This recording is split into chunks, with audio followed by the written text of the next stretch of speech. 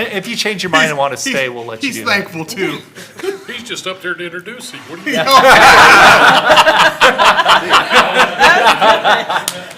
good. That's good. He'll have to take the heat when I ask for that 5 or 6 additional million here. Then I'm gonna walk out. We're good? All right, go ahead, sir. All right. Hey, first of all, I always like to start off by thanking the city manager, city council, the mayor, and most importantly, the citizens of Burlington for their overwhelming support. And I truly mean, I want to say overwhelming support of the Burlington Police Department. Without our community, without you guys, we would not be able to do what we do. So it's very much appreciated of the support that we get. It's a thankless job sometimes, and we get great men and women who come in and do the job. Before I dive into the actual PowerPoint presentation, and I promise you that I'm not going to bore you with a ton of numbers today, but I think it's important for us just to give a quick snapshot of what we did in 2025. Once the budget season kind of calms down, my intent is to do a 2025 annual report where I can get down into the weeds on some of the things that we've done.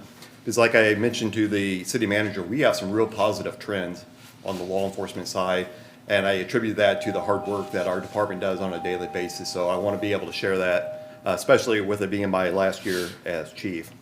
So just real quickly, calls for service for the Burlington Police Department, and this is strictly the Burlington Police Department. We're the primary law enforcement agency for the city of Burlington. We handled 21,904 calls for service, incidents 2,733. If you can see that number is down, that's the important number. When you see downward trends in incidents, that's a good sign because those are the things that actually require police reports and follow-up. 1,174 arrests, which is 4 different from the previous year.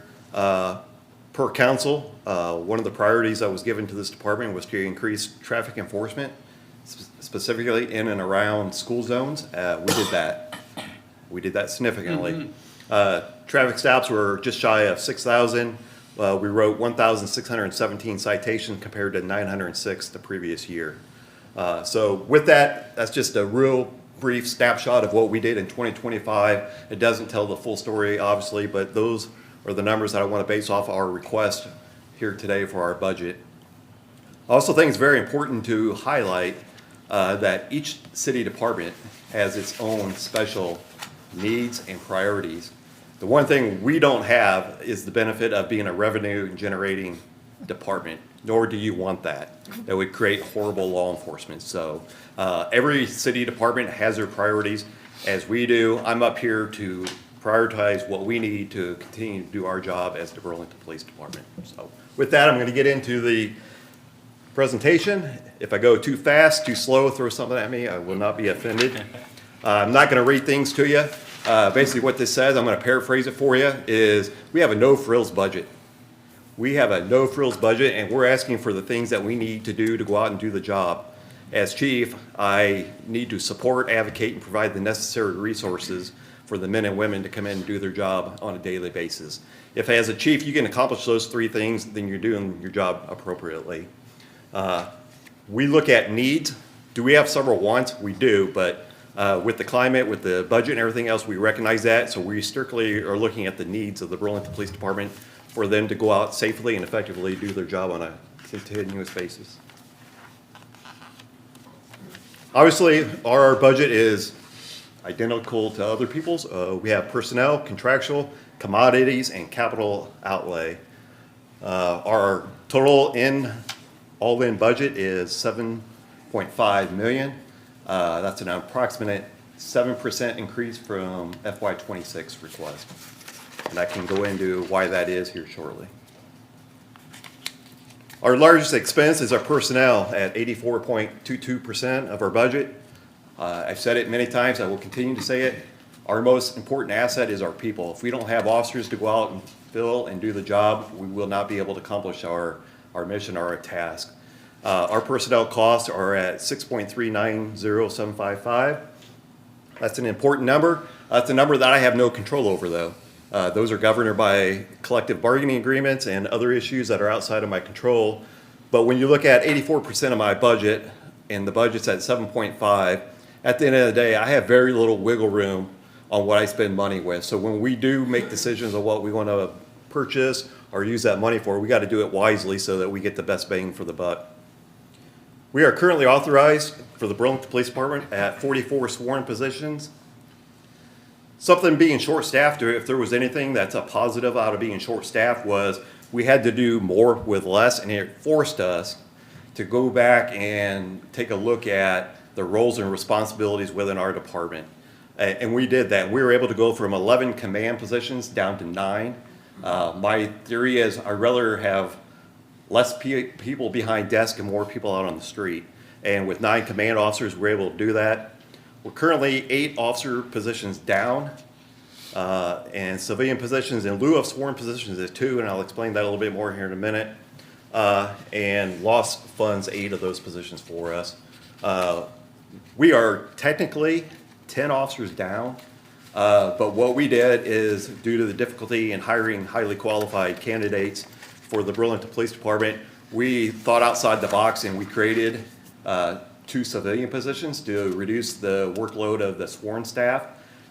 I think it's highly important to recognize that those are not in addition to, those are not brand new positions. Those are in lieu of sworn positions. So there is some cost savings there, especially with the retirement. The salaries are a little bit less on the civilian side. So while we're 10 officers down, we see it as we're only 8 down because we don't want to create additional positions on top of what we had. We're currently all in civilian and sworn positions. We're at about 52.46 full-time employment positions. I think some would argue that I may be the .46, but I don't know. I can make fun of myself. This is our organizational chart. Over the last several years, the composition of how our department is made has really changed. And to me, like I said, being short-staffed is not a good position to be in, but when it requires you to think outside the box and put people in positions, to me, this is probably the best that our organizational chart has been in several years. It really increases the roles and responsibilities throughout the entire department. We have the chief, deputy chief, 3 lieutenants, and 4 sergeants for the total of 9 command positions. And then there's 33 patrol officer / detective positions. We have a training coordinator position, a community service officer position, the fiscal officer, record supervisor. We have a civilian evidence technician. We have 3 records clerks, 1 laborer that we share duties with City Hall with, who's doing a fantabulous job. Animal control is part-time, and we have an unfilled parking enforcement position. We've been waiting to fill that after we get the parking study done to see what does the city of Burlington, what do the businesses, what does everybody want from the Burlington Police Department? And from what I hear, it's enforcement. So if we're gonna do enforcement, we're gonna fill that position to make that come true there. As you look at the organizational chart, as I mentioned, we're 8 officers down. We have 5 critical positions that we need filled. And those are to fill the vacancies within the patrol division on the squads of A, B, C, and D. As you can see highlighted, there are 3 on the day side and 2 on there. If we can hire those 5, that would reduce overtime and the stress on the patrol division, which is our #1 priority, the most. Beyond that, the next priority would be to be able to refill the 2nd SRO position at the middle school. We currently, at the high school, we have a full-time officer there, which is reimbursed at 100% through the school district. Due to shortage in staff, we had to take the middle school out, which was funded at 50%. So that would be the second priority beyond getting back to the necessary levels on patrol. And then you see the 2 down there in the middle. It's the POP unit, it's the problem-oriented policing unit. If we can get those 2 back, those are the officers that go out and target our habitual offenders, those people who are causing hate and discontent amongst our community. Those are the ones that have the guns, responsible for our shots fired, drug dealing, and everything else. So if we can get those filled, it'll continue that positive trend that I had talked to you about of how things are going down. And over the last 3 years, Des Moines County-wide, crime has been significantly down. Contrary to the belief of most people, they think crime is out of control in Burlington. Numbers do not support that, and I look anxiously to be able to show that to you guys one last time before I depart. Any questions on the personnel side? Okay.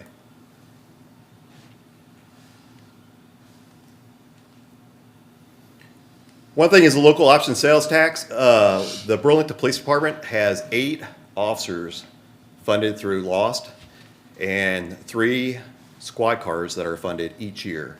So 8 full-time positions, sworn positions, and 3 vehicles are funded through the local option sales tax. That is critical for us. If that was not there, you know, how would we find the money to be able to support what we have? And I also like the way it's done is because we have a lot of people that come from Illinois, Missouri, and all throughout the state of Iowa to use our services. And some of those people aren't the nicest persons, and it causes us additional work. So they're help funding when they spend their money here, the positions that we need here for our police department. Contractual services at 9.13% or $692,000. This is not an all exhaustive list of what that money entitles us to use it for, but it's some of the bigger ones. Training and education, we budget $92,250 a year for training for our officers. It's real simply put from a chief's perspective. You can pay $92,000 to train your people well, or pay potentially millions when they go out and do something wrong. So it's a wise investment for us to spend it. Both police and fire, we're the 2 highest liability departments within the city. So when it comes to training, we need to make sure our people know what they do, how to do it, and be able to articulate to the courts why we do certain things. There's some other things in there that most people, when you think of, does it really come out of the PD's budget? Energy, we budget almost $100,000 just to have our energy at the Burlington Police Department. So those are our utility bills. And when you go through that, a lot of that are just things that we have to do the job. Especially the body worn cameras, the squad car cameras, our building security system. We have a scheduling software, the fingerprint system, some cell phone extraction, and from FY26, the license plate readers have been crucial in helping us keep crime down here in Burlington. We always like to reference, you know, what is the strategic goals of the city and how that affects us. Increased retention and leadership, to me, has always been number one and should always be number one for the city, the number one goal. We need to keep the people that we invest all our time, effort, and money into. And how do we do that? Most of the times it's providing them the training opportunities to make them a better officer, make them a better civilian person. But it costs money to do that. And that's where that $92,000 comes in to train our people. But what it also does is you pay the money to train for certain instructors, like certified firearms instructor, taser instructors. That comes with a cost each year to keep those people certified, but we save the money on the backside, so we're not sending 40 officers to Des Moines to get certified. And we have already heard, you know, there's the cost of the motel, the lodging, the fuel, the car expense, and everything you get up there. So we see the value of being the lead agency in Des Moines County to provide the instructors for our people to not have to travel outside the city of Burlington. And we always encourage outside agencies to join us in a collaborative effort for the training, because we get some of our best training when we train with people outside of our own department. Let me know if I'm going too fast, too slow, or anything you want from me. Commodities, a whopping 2.48% or $188,800. Those are just the small things that we need to do our jobs on a daily basis. Office supplies, the photocopiers, the printers, monitors, gasoline, hard drives, everything that we need to do as basically as a business, we have to do. When I highlighted that we had almost 22,000 calls for service and 2,700 incidents, that means all those reports had to be typed. So you got to have the equipment for our clerks to be able to do that. And we do have a decent budget for our recruitment that has significantly changed on how we recruit. Chief Toops mentioned, you know, the BHS success. We're also diving into that. But I also think our recruitment is well beyond just the Burlington Police Department. It's going to be, what recreations, we have a great library, great parks. We got to start highlighting those things to start bringing people from the outside in that want to be a part of the Burlington Police Department. So when we see money taken away from parks or library, we see it also as a negative of trying to attract a good, positive employee for the city.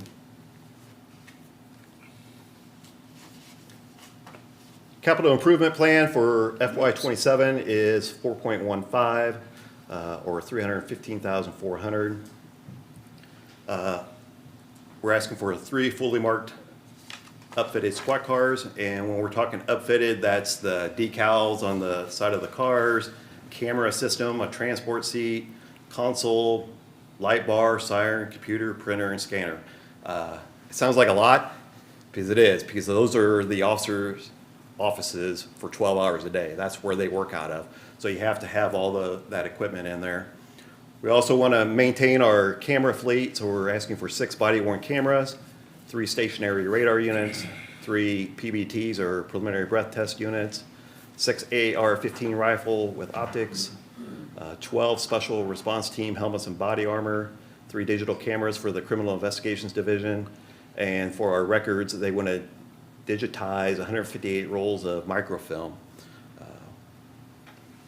When we talk about not being sexy, some of that's not sexy, right? But those are what we got to do in order to have an effective organization. I do want to highlight on the gear for the special response team. One of the things I'm very proud of is over the last couple of years, we have created and initiated a special response team that is strictly Burlington PD officers for high critical incidents. We are still a part of the Des Moines County Tactical Response Unit, but sometimes time is of the essence, and if we need to have a deployment of officers, we need to make sure that they're properly equipped.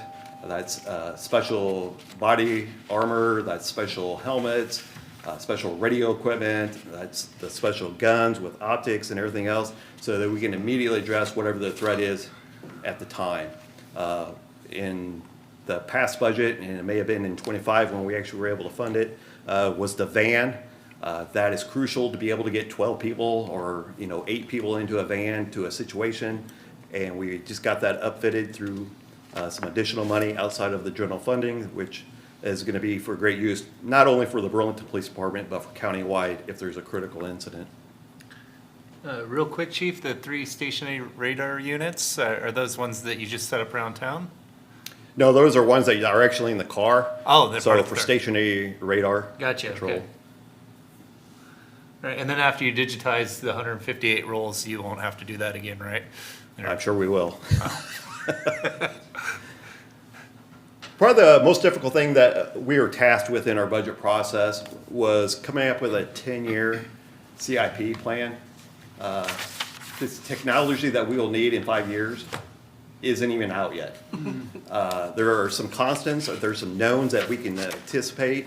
Those are easy. Those are the fully marked squad cars, and also our plain undercover cars for the detectives and administration and stuff like that. We know we're gonna have to purchase those every year. We know we're gonna have to purchase radars and tasers and PBTs and all stuff like that. It's the other stuff that we really don't know what we need until we get closer through, but we need to look 10 years out so we can start having those conversations. One of those things is, we currently use a storage facility on the south side of town, but if that building would become unavailable to us, we would not be able to store vehicles that are considered evidence. So we need to think long-term, where are we gonna be able to put a standalone building to be able to store that stuff? When we talk about evidence and IT and stuff and having to keep that stuff for extended periods of time, we have a vehicle that was crashed in St. Louis that was involved in a homicide in Burlington that we have to keep for almost indefinite because it's part of a homicide investigation. So if there's ever an overturn on an appeal or pending a post-conviction relief, we have the evidence available. So we have to have places to put this stuff. And sometimes it's not easy finding it.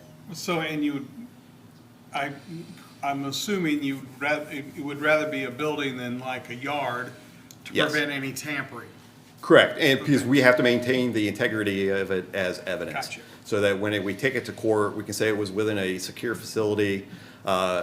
We have initial conversations with Nick of where we would like to see that building at some point, which would be in connection with other city facilities, which would make it even more secure in our eyes. So we're looking down that. But there's a reason I'm a police officer, because I can't guesstimate what a building would cost. I threw in 200,000. I have no idea what's going to cost, especially if you're looking at it in the later half of that CIP of 2035. Yeah. That's when we need to really rely on those people who do the estimations to work with us to be able to come up with it. The one thing that I really glad I heard from the city manager today, because it's the same philosophy that our administration have, is we need to take care of what we have. We have a fabulous, and I mean fabulous, police department. The location's perfect for us. We could always use a little bit more parking, but we have to be able to take care of our building. But it comes at a cost, right? So when you see a building remodel in there as part of the CIP, that's to go in, refresh the paint, refresh the carpet, go back and do things. When will we need a roof? We have a guesstimate as to when it is, but sometimes you need a new roof when you find out that it's leaking, right? So we got to rely on property maintenance to tell us where it kind of fits in line with the CIP. But when you look at it for example, 2028, there's a negative air pressure problem within our building. They tell us it's a design flaw for when the building was rehabbed in 2017 and 2018. But there comes times where we can't open the front door because of the negative air pressure. The professionals tell us you should pay $93,000 to take care of that problem. To me, that's very low on my priority list when I have money. So we're trying to find different options to take care of the same problem, but that's actually realistic. And Councilman Scott mentioned some unrealistic things in CID. Things that we're put in here is 100% needed by the police department. I will argue until I'm blue in the face why we need this stuff and why we need to maintain our facility and why we need this equipment. But most importantly, why we need the people to be able to go out and do the job. So as you can see, I could go through all the different line items there. To me, it's just it's a guideline. What we have in 29 could actually be deferred until 2031. It's depending on what we need at the time and what becomes more of a priority. And the next chief and administrative team that comes before council, it'll be their responsibility to explain why it's a more of a priority or less of a priority and where it would fit best into the CIP capital outlay there.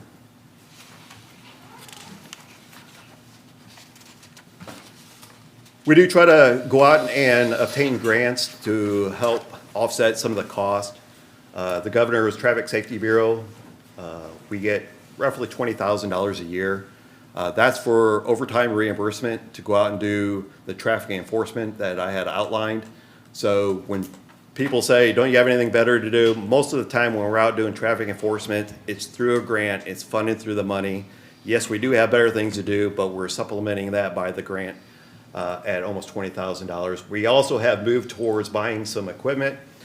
You made mention of the speed indicator signs throughout the city. We have purchased several of those using some of that grant funds.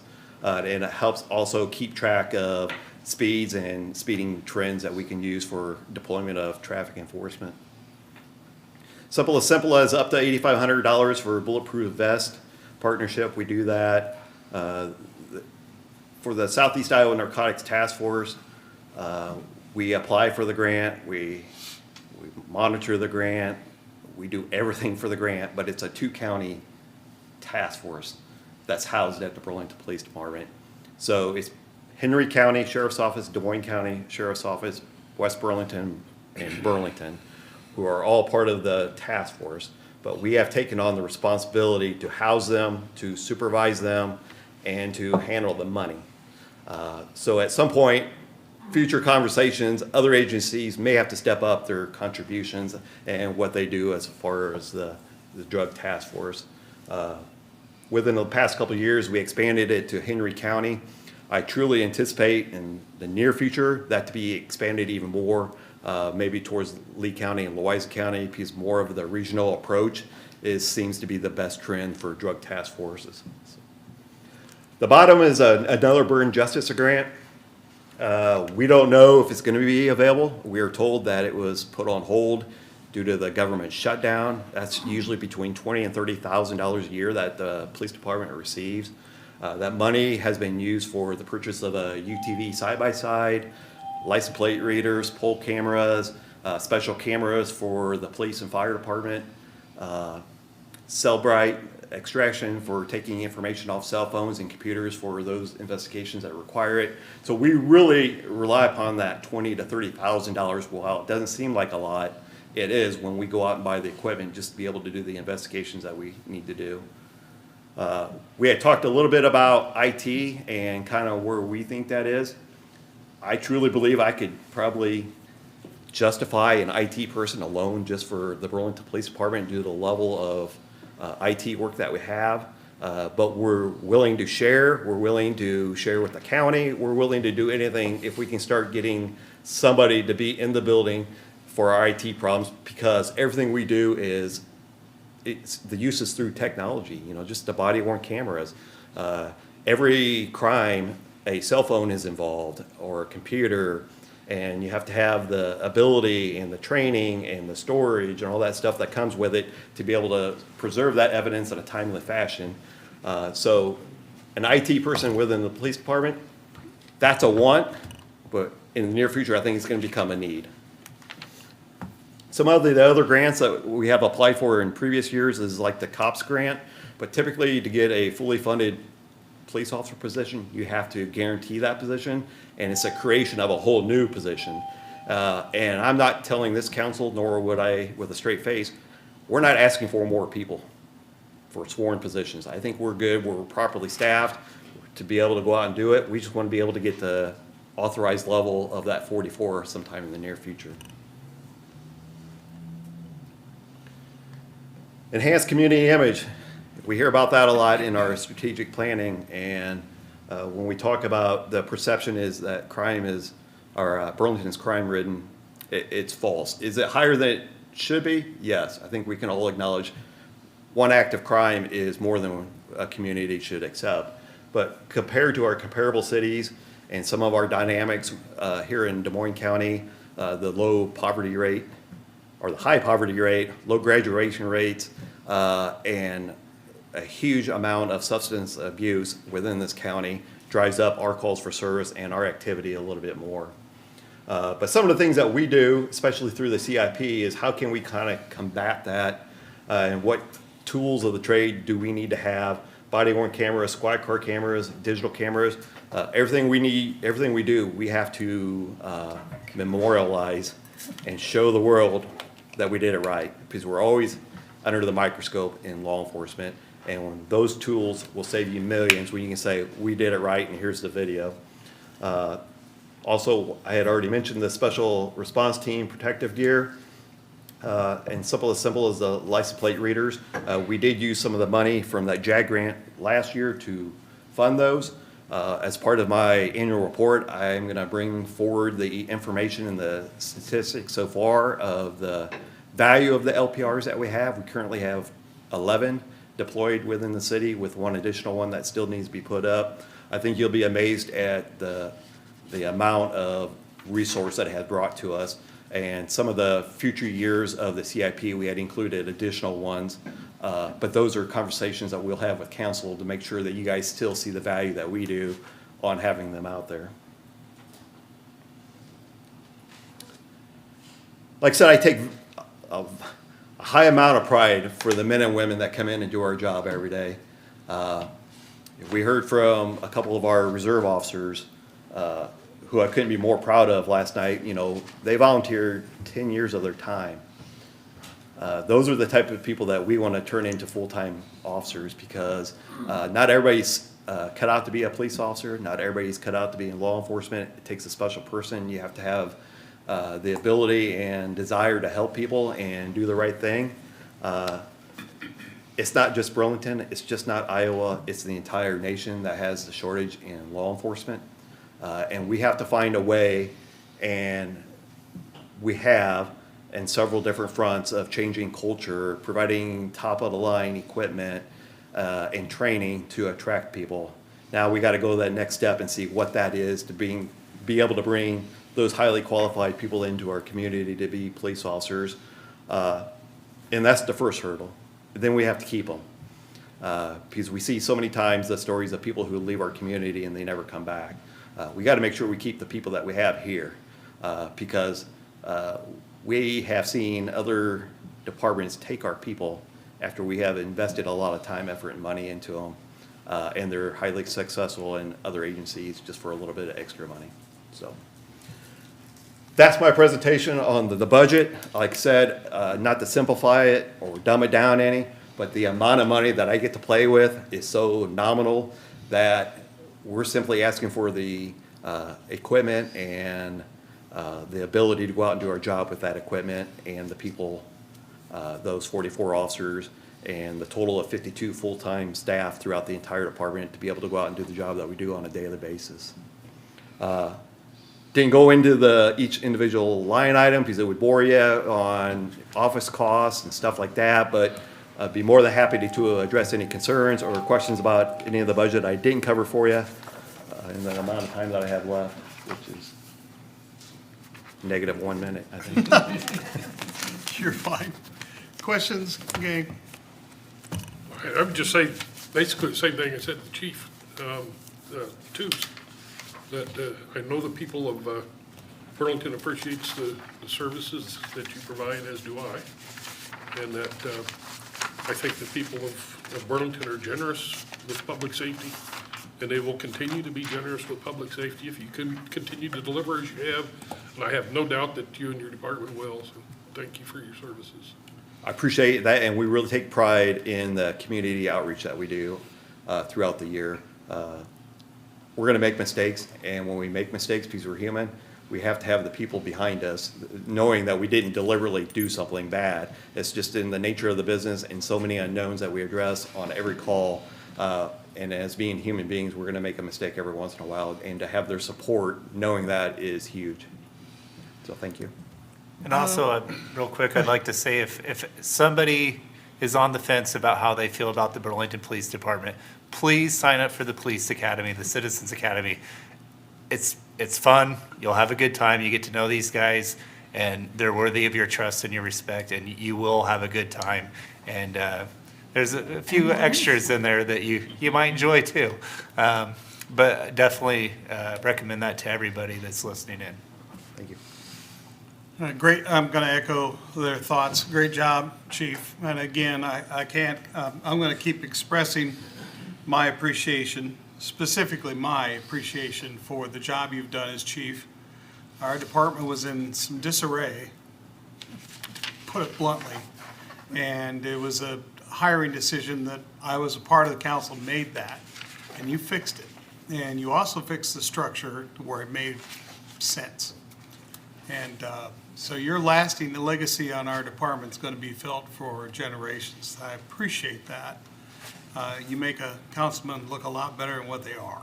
So I appreciate the Trutel will be the future, because the leaders and the succession planning and the hard work that goes on behind the scene to get people ready for those positions. When I'm gone, you'll start seeing that. So like I said, I will always be proud of the police department. It's a large ask from the community, the amount that it costs to do the police department. But I think if you took comparables, we come in really nice of what we asked for on the final dollar amount compared to some of the other cities across the state. So thank you. Thank you. Thank you. Mr. Byrd, I do have a question for you. On the budget, proposed budget, now I know it's not been, at my understanding with the union negotiations, it's not been ratified or set. Not final. But does this reflect those numbers, though? It's going to reflect the assumptions that Stephanie and I That's what have put in there, the yes. assumptions. Okay, And thank you. yeah, the other thing is Brittany's getting set up here that I wanted to draw your attention to, because I thought I noticed a mistake, and Stephanie proceeded to remind me that we changed some things around. So if you look at what would be page 1, 2, 3, 4 of the law enforcement and records, there's a note there. So some of the sections have been combined. And so some of the numbers aren't going to line up with previous years. again, with the chief's effort to kind of streamline things, make things a little better for accounting and reporting, some of the departments have been streamlined or compacted, and so the numbers aren't going to make a whole lot of sense otherwise. So for example, commodities subtotal for law enforcement and records goes from 23,000 to 135,000. Well, if you read that note, it's pulling patrol and crime prevention into that Gotcha. section, so, Okay. okay. Thank you for that. Any, out of that, we will move on to Ms. Jacobs in the library. Yes.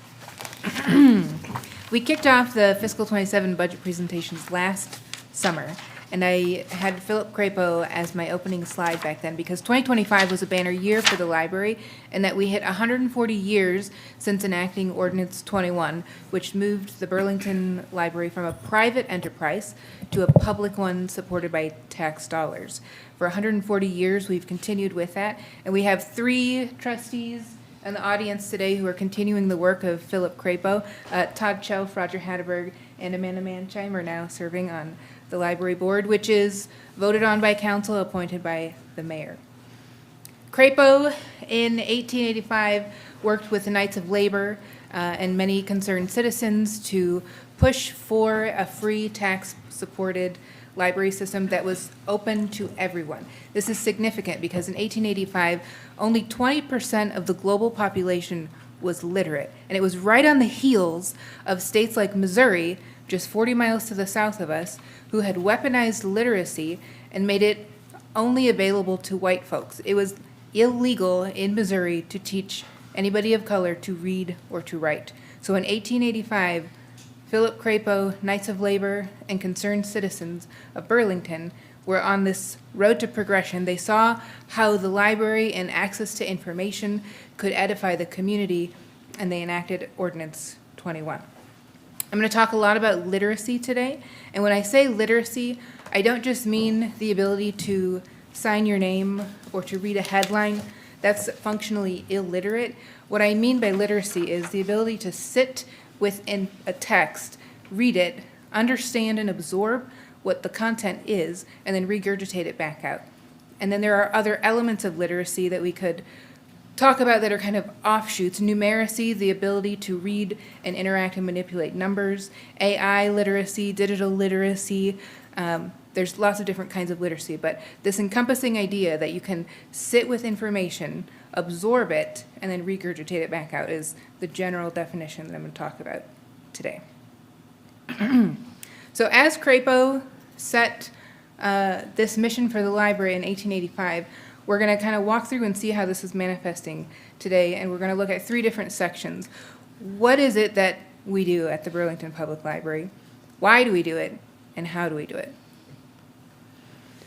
The mission statement for BPL was determined throughout a strategic planning process, which is mandated to us by the State Library of Iowa. Every 3 to 5 years, we have to create our own independent strategic plan, separate from the city's strategic plan, and we have to maintain and update that. The trustees make sure that we stay on the straight and the narrow, and that we fulfill the projects outlined in that strategic plan. The mission statement is stated up there for you to read. The 3 main words I'd like you to identify, though, are connect, learn, and imagine. We're going to talk about those in just a moment. And to support this mission statement, we have values: community, learning, innovation, and service. Now, what does this look like on a day-to-day basis at the library? You can split library work up into 3 main categories.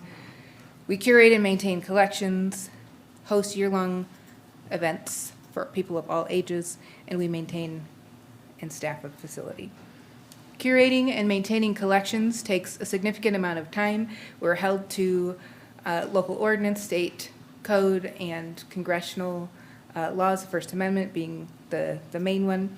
From traditional books to digital databases, cake pans, slide projectors, Chromebooks, and much more, we maintain rich collections with over 130,000 physical items just down the road for people to have access to, all for free with their library card.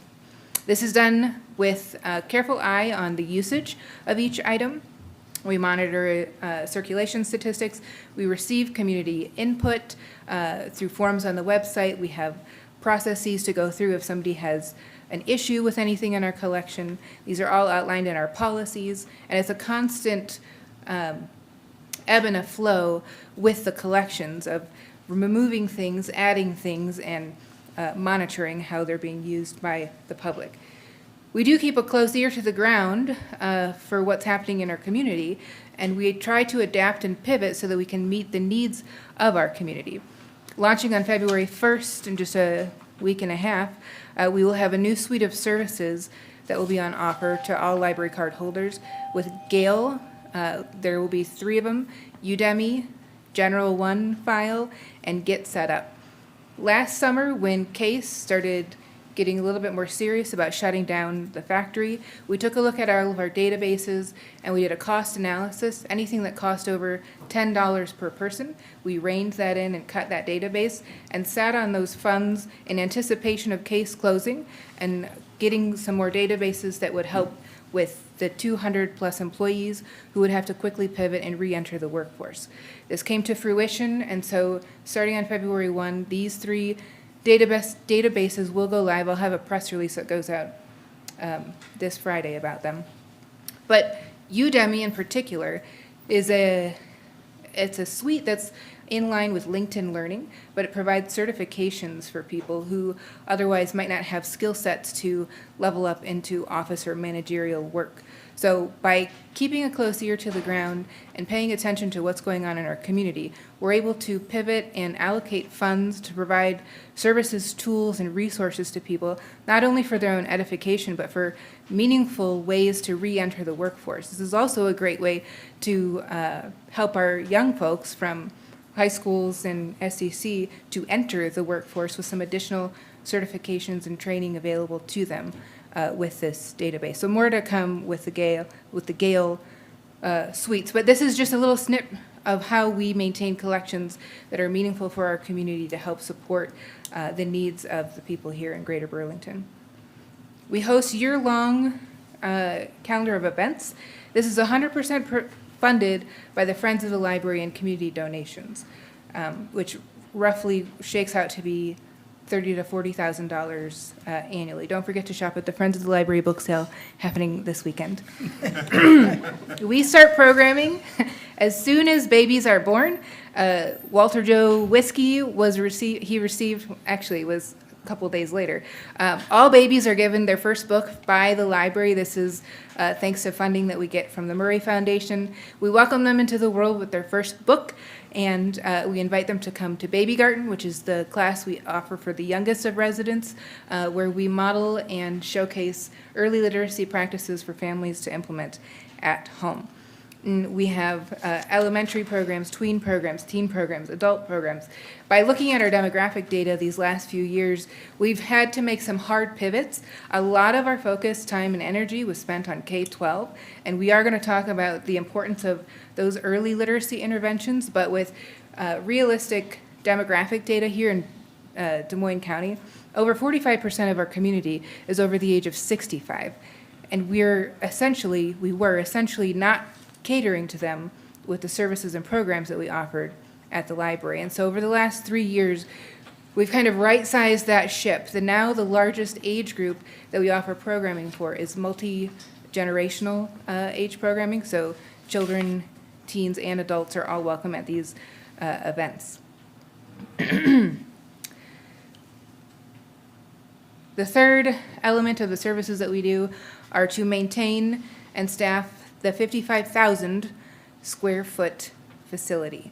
We do this with 16.03 full-time equivalents, which shakes down to 25 individuals, 9 of whom are full-time, 8 are part-time, and 8 are part-time, averaging 12 hours a week.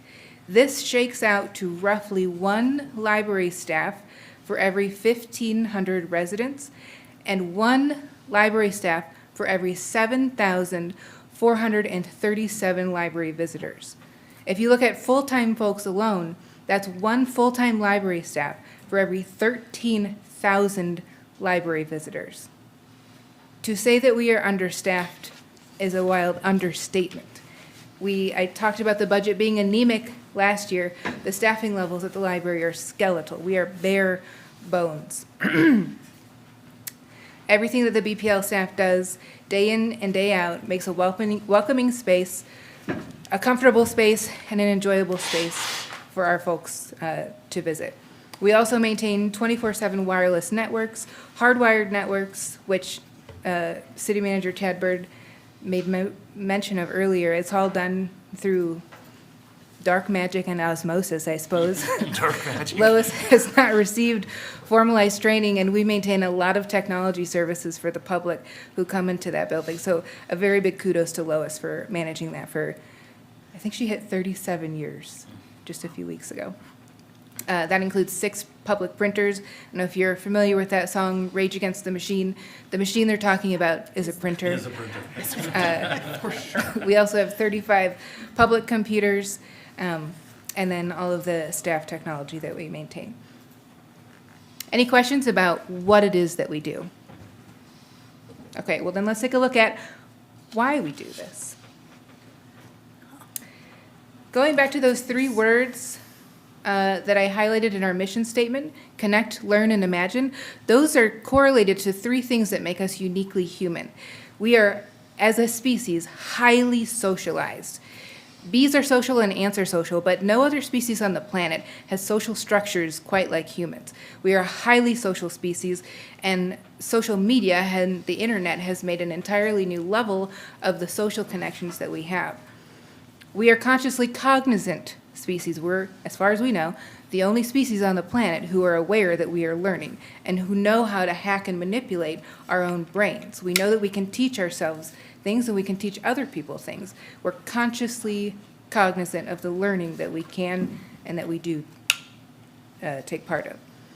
And the third thing that makes us uniquely human is that we can, again, we're assuming we're the only species on the planet who can do this, but we can think in multiple tenses. We can think in the past tense, we can think in the present tense, and then we can project out into the future and think in the future tense.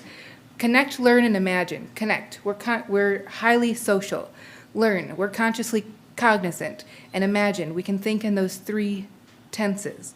Now, while we are organically hardwired for connection and learning and imagining, we do not naturally lean toward literacy.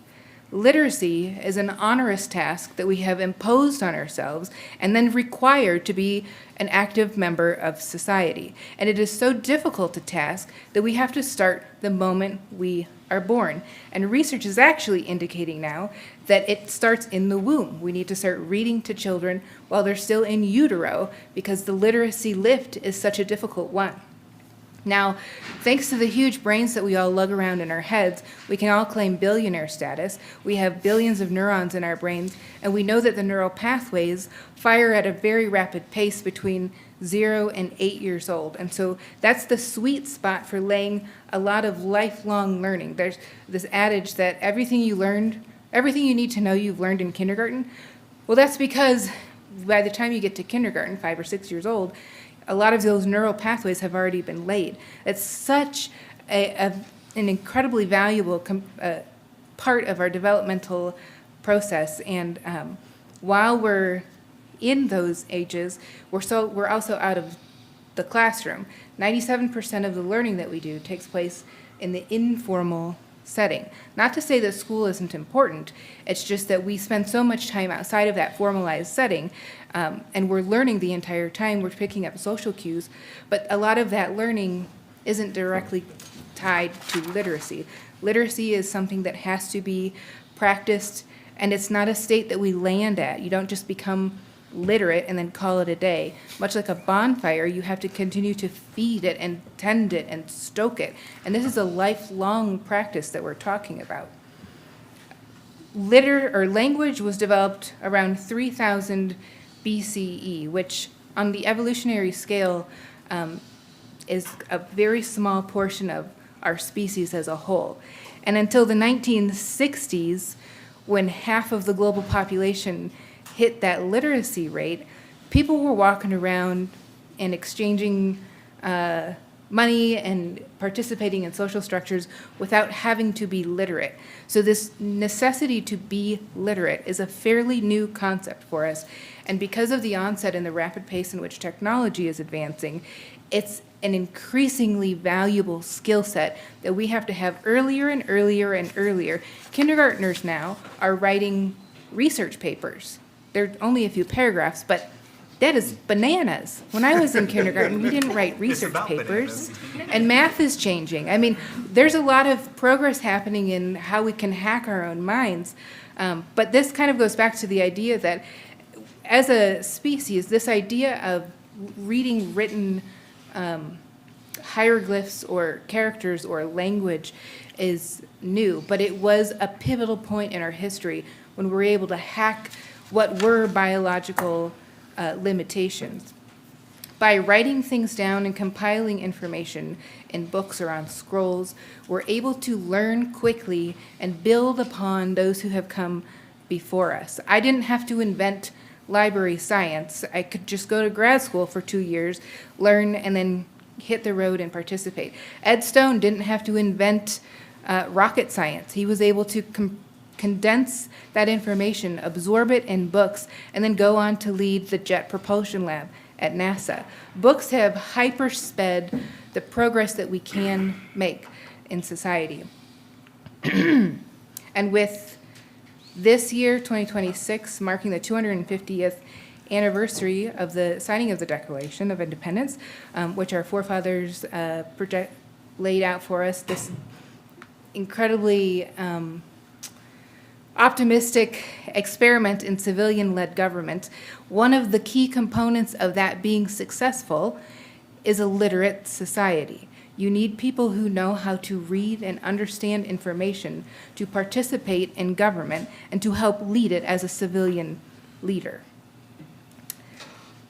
Now let's talk a little bit about what happens when literacy is not prevalent in our communities. And if you don't pay attention to anything else that I say, now's the time to perk up. Third and fourth grade reading proficiency remains a major predictor of long-term success or future imprisonment. Low literacy is often seen as a key driver of, rather than a correlate to, crime, as poor reading skills limit educational attainment and employment opportunities. The Department of Justice has reported that the link between academic failure and delinquency, violence, and crime is welded to a reading failure. 2/3 of students who cannot read proficiently by the end of fourth grade will eventually end up in jail or on welfare. 2/3. And let's talk about jail and welfare here for a moment. Do you know what kind of dollars support those programs? It's public dollars. This is a huge financial risk that we gamble if we do not teach younger generations how to be literate. We will pay for it on the other end as they become adults and end up either in jail, which requires an interaction with the police department, which requires public dollars to support, or they end up on welfare. 85% of juveniles in the court system are functionally low literate. As of 2024, 21% of adults are considered illiterate. 54% of U.S. adults read below a 6th grade level, 20% of whom read below a 5th grade level. Low literacy costs this nation up to $2.2 trillion, with a T, trillion dollars lost in productivity, crime-related expenses, and social services. The Global Risks Report for 2025 lists armed conflict, extreme weather events, and mis- and disinformation in the top 5 threats facing humanity, along with geo-economic confrontation and societal downturn. These are all solvable problems. We know how to teach one another to read. Literacy is the answer. Some of these things on the right-hand side of my slides are part of a resource list. I created a bibliography for my presentation today, and I'm happy to send that out to you afterwards. If you read nothing else on that bibliography, I would encourage you to listen to the TED Talk, Literacy is the Answer. It does a really great job of outlining how literacy rates are directly correlated to crime and health outcomes, and we can invest in literacy initiatives in young people or pay for it exponentially as they become low literate to no literate adults on the flip side. But that global risks report identifies a lot of things that we found to be true here in Burlington that showed up in our strategic plan community input survey. A distrust in your neighbor, a general feeling that society is on the downturn. These are all things that we can solve locally. There's a lot of thought from folks like Jane Jacobs and Seth Kaplan, who wrote Fragile Neighborhoods, and how we can build up community on the neighborhood level. One of the projects that we've got listed in our strategic plan is neighborhood initiatives, and actually the police chief and I sit on a committee where we were talking about that just a few weeks ago, but all of these things are solvable problems, and literacy is a key driver for all of them. As I mentioned earlier, low literacy is not a correlation to crime, but a key driver of crime. The ability to read and to understand create opportunities for better jobs and are directly linked to higher wages and health outcomes. This is also an economic impact in our community. If we're trying to lure businesses to the greater Burlington area to set up shop here, we have to have a literate community base to be able to fill the jobs that they bring with them. If we have low levels of literacy, they're going to have a harder time staffing those businesses. 15% of Des Moines County is below the federal poverty line, which is 4% higher than the state average. A key indicator of breaking that poverty cycle is to instill strong literacy skills and habits in children. Literacy also, aside from the economic and crime-related benefits associated with it, it builds empathy. When we're talking about societal breakdown and a miss or distrust of our neighbors, literacy, reading about somebody else's lived experience, is a great low-risk way to build empathy for somebody who is different from you. It's also a great way to entertain yourself. Reading a book is the last thing you can do now where you're not going to be inundated with an ad. The internet is being saturated by ads. Just today or yesterday, ChatGPT announced they're going to start putting ads in that platform as well. It's everywhere. Late-stage capitalism shows up in every component of our life, but reading a book is that last thing you can do without being inundated with an ad. The previous U.S. Surgeon General, Dr. Vivek Murthy, before he left office about a year ago, he diagnosed the United States with a loneliness epidemic. His report is also available. I did not include it in my resource list, but I would encourage you to read that report. Do you know what the single city or municipal department he listed in that report as a salve to this epidemic?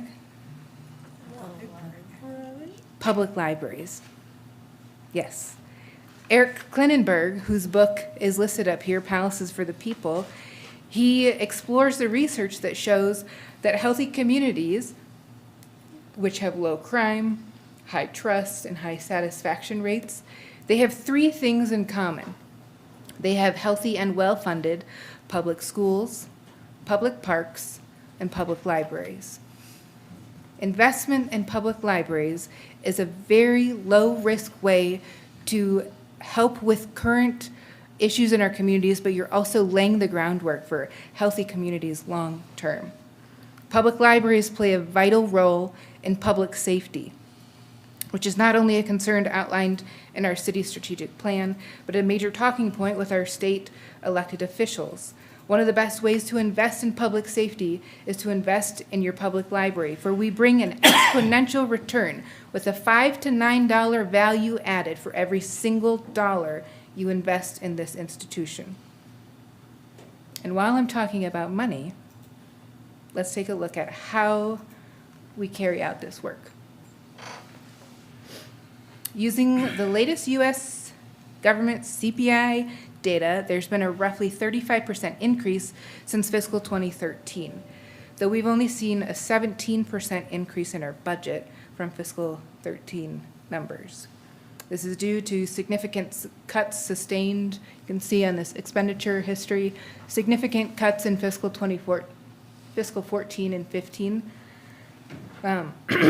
which forced us to eliminate services and people from our team. Private funds help us to maintain a safe, compliant, and functional facility, paying for annual building expenses that exceed $42,000, which is our building expense line. And up until this point, private dollars have paid for 100% of the CIP at the Burlington Public Library. As the city department with the highest levels of interaction with our public, with 119,000 visitors into our facility in fiscal '25, over 63,000 people interacting with our website, we are given an additional level of oversight with the council-voted and mayor-appointed Board of Trustees. Trustees are charged with the following as outlined by Iowa Code. 1, they hire the library director.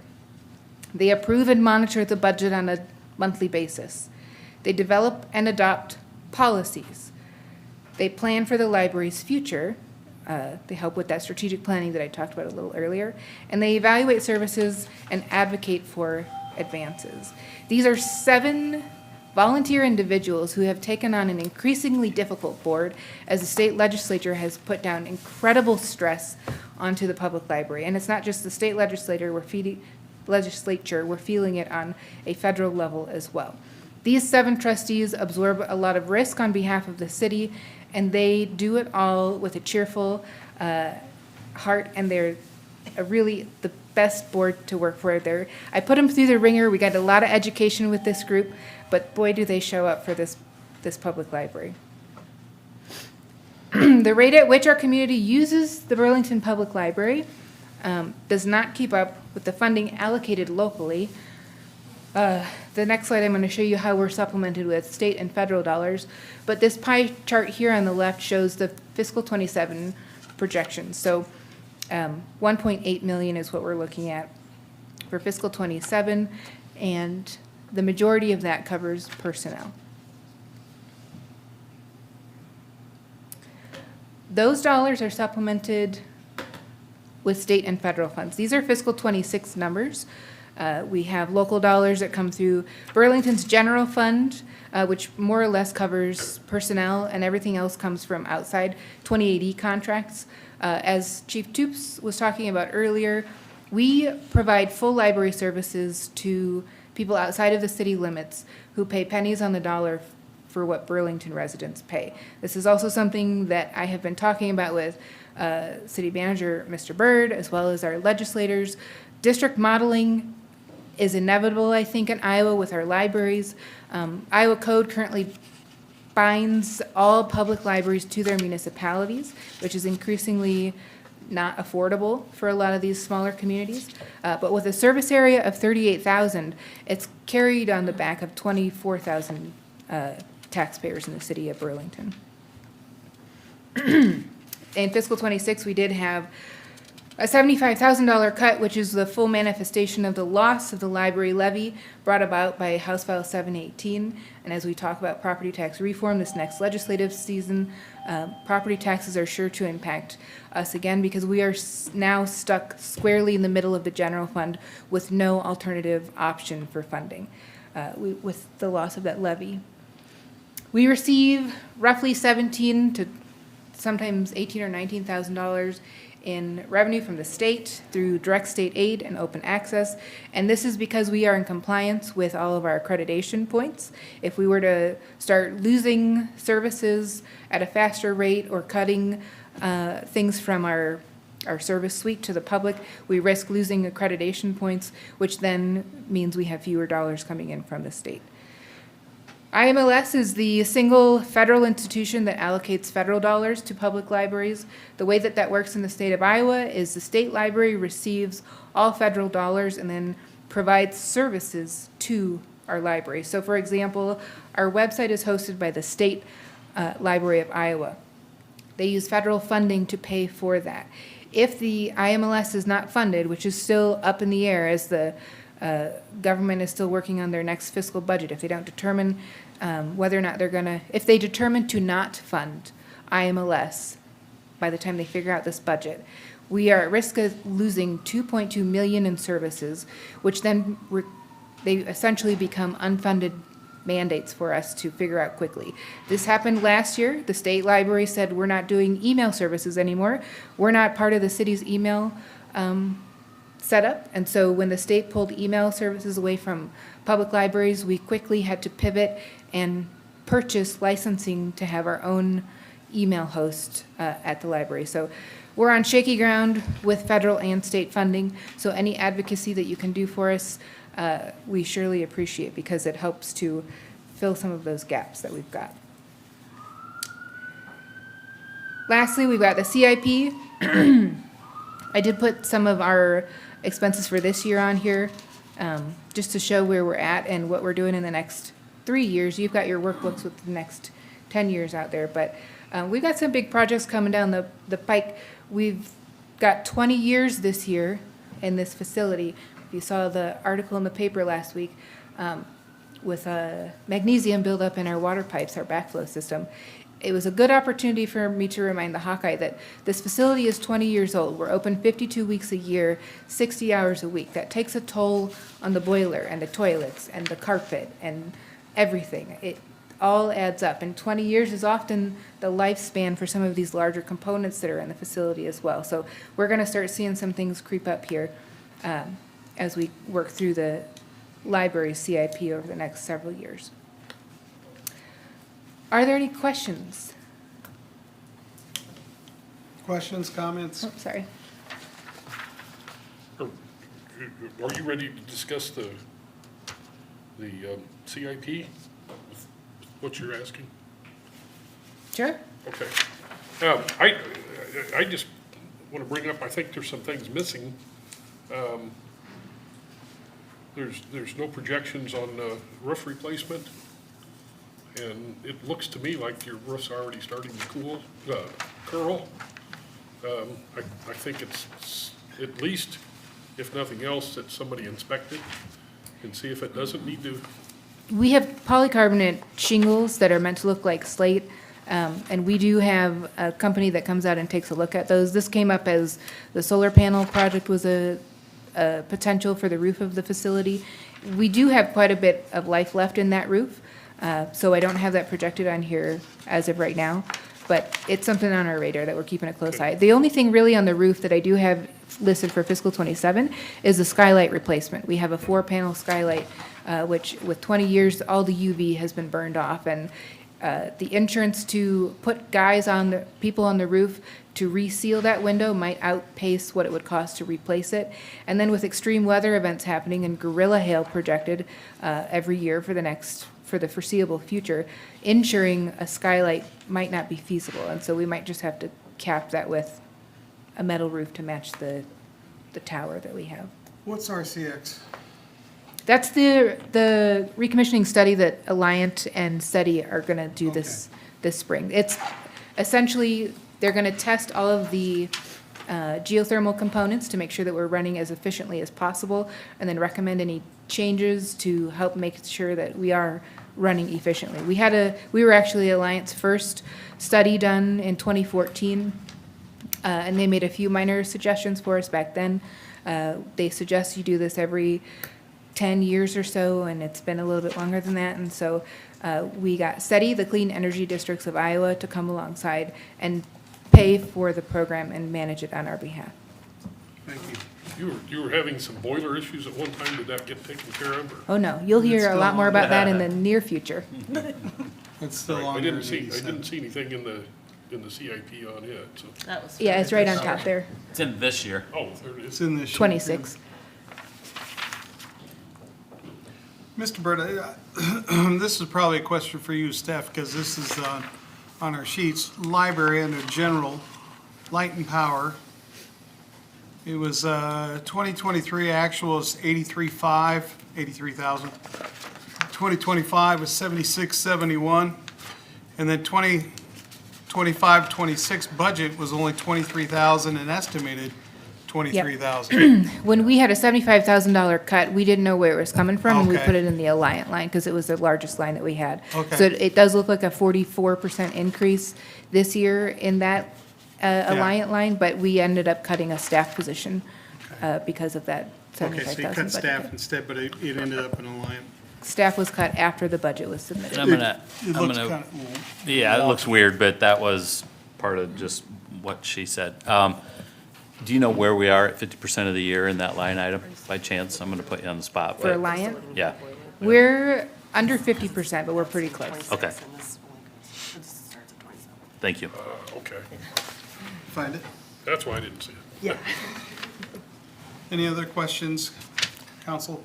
No, but I will agree that literacy is very important when it comes to all aspects of life, and the more you understand how things work, the less likely you are to get worked up about something that is either beyond your control or maybe you just don't understand fully. So this is part of literacy too. If people understand how and why budgets work and why we make the decisions that we make, then perhaps they wouldn't be so worked up when we come and ask them for things that we need. So thank you for Yeah. saying all that. Yeah, thank you. That was very well said. Read more books. Anything else, council? Thank you for what you do, Ms. Jacobs. Appreciate you. Yes. And Tim, did you have anything? No? Can I just say that I keep trying to explain to people, we need fire protection, we need police protection, but we hope never to have to use those things where the public libraries, the public parks, public recreation, trails, whatever, are all things that people voluntarily use and want to use and are the things that enrich our life. We want police protection, we want fire protection, but it's the other things that give our lives meaning. All right, let's take a 5-minute break.